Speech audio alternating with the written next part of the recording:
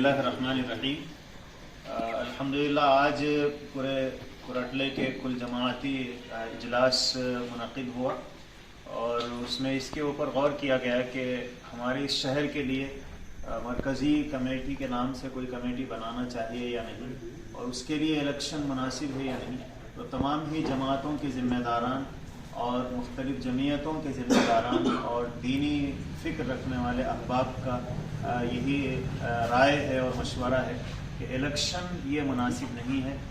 अलबत्ता उसके लिए कमेटियाँ बनाई जा सकती हैं और जो भी फ़िक्र और दर्द रखने वाले अहबाब हैं वो अपनी कमेटियाँ बना सकते हैं, लेकिन उसके लिए दो चीज़ों से परहेज़ किया जाए। सभी की राय यही है, मरकज़ी कमेटी के नाम से कमेटी न बनाई जाए और दूसरे इलेक्शन न कराया जाए, बल्कि पुरअमन तरीक़े से बाहम मशवरे के साथ जो भी कमेटियाँ बनाई जा सकती हैं बनाई जाए।